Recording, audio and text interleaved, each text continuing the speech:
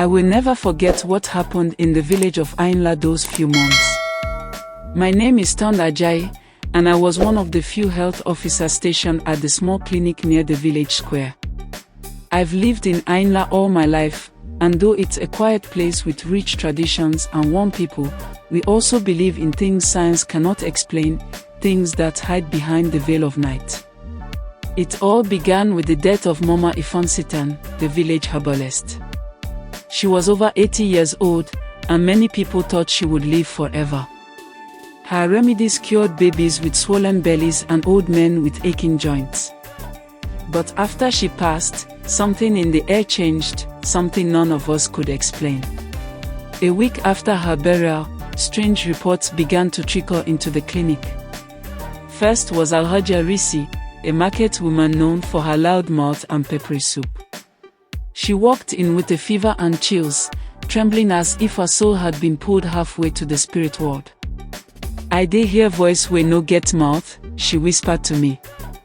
"Dem dey call my name for dream at Tond, dem dey call me say make I come." At first, I thought it was malaria mixed with stress. But then the school teacher, came in the very next day with similar symptoms. His eyes were bloodshot, and he hadn't slept in 2 nights. "Voices in the dream," he said, "calling me to the shrine behind the old mango tree. They say I must answer." That shrine had been sealed for years. Mama Ifonsitan had once warned never to go near it, even in broad daylight. My heart started beating faster. Something was wrong. I told Nurse Edeora, who was assisting me at the clinic, and we both decided to speak to the village chief, Bale Oditeo. When we visited his hut, we found him seated outside with a bowl of iko and goat meat, watching ants stroll across the ground. "Bale," I said, "people are falling sick, but it's not malaria. They're all having the same dream, voices calling them from that old shrine." The Bale looked at us silently for a while, then nodded slowly.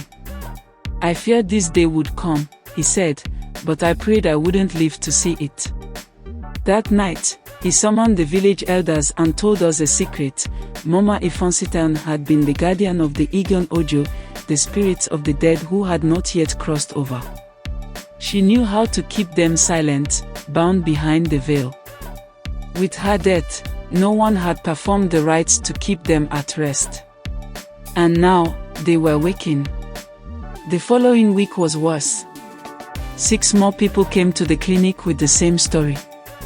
They would wake up screaming in the middle of the night, soaked in sweat, convinced someone was standing over them, whispering in their ears. One woman, Abini, clawed at her own skin until she bled, crying, "Leave me alone. I'm not ready to die." Even Nurse Edora began to lose sleep. One night, she confessed to me, "Tond, I saw my dead brother last night. He was standing at the foot of my bed, staring with hollow eyes."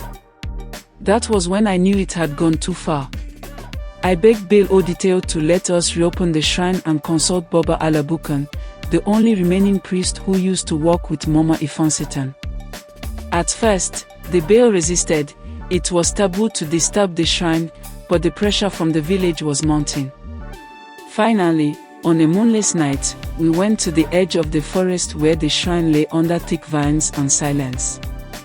The smell of old earth filled our noses as Baba Alabukan began to chant in Yoruba, asking the ancestors for permission to open the door. What we saw inside still haunts me. Dried calabashes lined the walls, and in the center lay a carved wooden box with cowries and bones.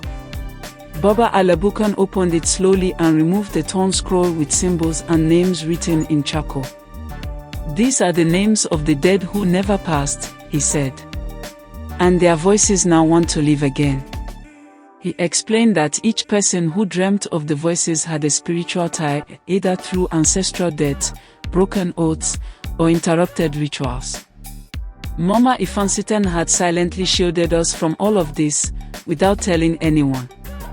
"We must complete the Ibibo, the final rite," Baba Alabukan said. "Or this village will not know peace." That night, a sacred fire was built in the village square. We gathered, everyone affected wore white, heads bowed. Baba Alabukan lit the herbs and chanted, calling on the spirits to receive their offerings. I was asked to bring out the scroll and call the names, one by one. I trembled as I spoke. Ifoni Omokoro, Rafiat Bello, Omawanmi Ajodi. The fire cracked louder. The wind stirred in circles.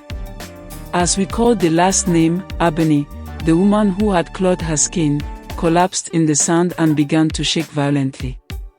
Her voice changed. It sounded like an old man screaming from her throat. I am not done. I want to leave. But Baba Alabukan did not stop. He poured palm oil mixed with ashes on her feet and commanded, return. Your time here is over. With a final scream, Abeni went still. Her breathing returned to normal. From that night, the voices stopped. The people started sleeping peacefully again. The air in Ayinla became lighter, as if the shadows had retreated. Weeks later, I sat with Nurse Edora under the baobab tree. She looked at me and said, "Do you still believe only in medicine, Tond?" I shook my head. I believe in medicine, I said. But now, I also believe in the spaces between. Baba Alabukan was made spiritual advisor of the village, and a new shrine was built, not hidden, but respected. Every year since then, we gather to offer Adin and Kola nut to the ancestors, to remind them they are remembered, and to remind ourselves that peace must be maintained both in the world we see, and the one we cannot. That is the story of the time the shadows spoke in Ayinla, and how we learned to listen.